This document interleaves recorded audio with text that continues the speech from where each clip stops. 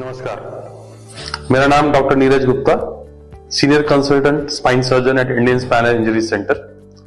आज हम डिस्कस करेंगे रीढ़ की हड्डी की एक बहुत ही कॉमन समस्या जिसे बोलते हैं डिस्क प्रॉब्लम। डिस्क प्रॉब्लम क्या है, sciatica प्रॉब्लम क्या है, इसके बारे में आज हम जानकारी लेंगे। रीढ़ की हड्डी जिसे हम देखते हैं, रीढ़ की हड्डी का जो हमारा नीचे का पार्ट होता है, जैसे कि हमारे कमर का पार्ट होता है, इसके अंदर 5 हड्डियां होती हैं, छोटी छोटी हड्डियां होती हैं और हर 2 हड्डी के बीच में डिस्क होती है। डिस्क क्या है? डिस्क एक गद्दी जैसा है, एक वॉशर जैसा है जो कि 2 हड्डी के बीच में रहता है।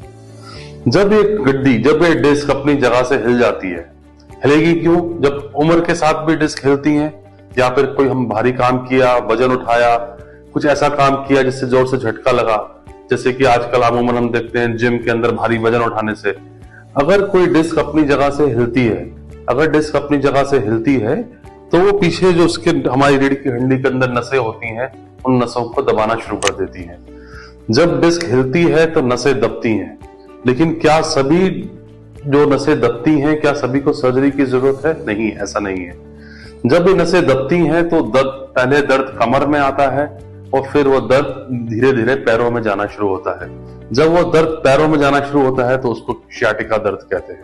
अमूमन अगर देखा जाए, अगर डिस्क की समस्या है और 100 में से अगर 90% लोगों को हम माने तो किसी ऑपरेशन की जरूरत नहीं होती। अगर आप समय से डॉक्टर को दिखाते हैं, अगर समय से आप जो है एक्सरसाइज करते हैं, अपने वजन पे कंट्रोल करते हैं और कुछ दवाइयां लेते हैं, तो उन दवाइयों से और उस अपना रहन सहन को ठीक करने से डिस्क अपनी जगह पे वापस तो नहीं आती है, लेकिन आपकी जो नसें नसें स्ट्रांग होने लगती हैं, नसें अपना रास्ता बना लेती हैं और आपका दर्द धीरे धीरे करके कम हो जाता है। कुछ आप अपने जो आपका जीवन शैली है, कार्यशैली में जब आप थोड़ा सा बदलाव करते हैं तो उससे भी दर्द कम हो जाता है।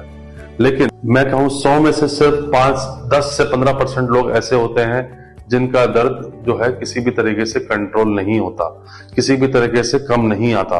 अगर दर्द कम नहीं आता या फिर दर्द के साथ साथ पैर में सुन्नपन आ रहा है, भारीपन आ रहा है, या फिर जो पैर कमजोर हो रहा है, पैर में ताकत कम हो रही है, इसका मतलब ये होता है कि जो अगर डिस्क अपनी जगह से हिली है तो उसका दबाव जो है नस पे काफी ज्यादा है। इस एक चीज और मैं इसमें बताना चाहूंगा कि जब डिस्क की समस्या होती है, जब कमर में डिस्क की समस्या होती है, तो ना केवल पैरों में दर्द आता है, पैरों में सुन्न होता है, आपका लैट्रिन पेशाब का रास्ता भी कमजोर होने लगता है। तो अगर कोई ऐसा होता है, अगर आपका पैर में सुन्नपन आ रहा है, भारीपन आ रहा है, दर्द आपका किसी भी तरीके से कंट्रोल नहीं हो रहा, उस केस के अंदर आपको छोटे से ऑपरेशन की जरूरत होती है, जिसके अंदर उस डिस्क को वहां से हटा दिया जाता है। ऑपरेशन करने के लिए बहुत सारी टेक्निक्स हैं और आज की डेट में स्पाइन सर्जरी में जो है टेक्नोलॉजी जो है काफी एडवांस हो चुकी है, जिसके अंदर हम जो है माइक्रोस्कोपिक सर्जरी करते हैं, एंडोस्कोपी सर्जरी करते हैं या फिर रोबोटिक सर्जरी करते हैं। सर्जरी करने के मरीज पहले या दूसरे दिन अपना चलना फिरना शुरू हो जाता है। लेकिन अगर आप समय से इसका इलाज नहीं कराते हैं, जैसे मैंने कहा 90% लोग तो बगैर सर्जरी के ही ठीक हो जाते हैं, लेकिन जो 10% लोग हैं, अगर वो सर्जरी देर करते हैं, समय से सर्जरी नहीं कराते हैं, तो उस केस के अंदर कॉम्प्लिकेशंस होने के चांसेस ज्यादा होते हैं, पैर में ताकत कम हो जाने के चांसेस ज्यादा होते हैं, या फिर जिसको हम पैरालिसिस के चांसेस बोलते हैं। तो मैं ये कहना चाहूंगा कि जिसको भी डिस्क की समस्या है, कमर में दर्द है, दर्द पैर में आ रहा है, तो उससे घबराने की जरूरत नहीं है।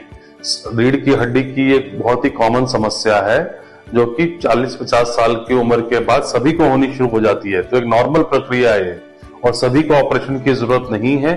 sciatica दर्द में सबको ऑपरेशन की जरूरत नहीं है, 90% को जरूरत नहीं होती, सिर्फ 5 से 10% को होती है, जिसमें मैंने आपको बताया है किन लोगों को होती है।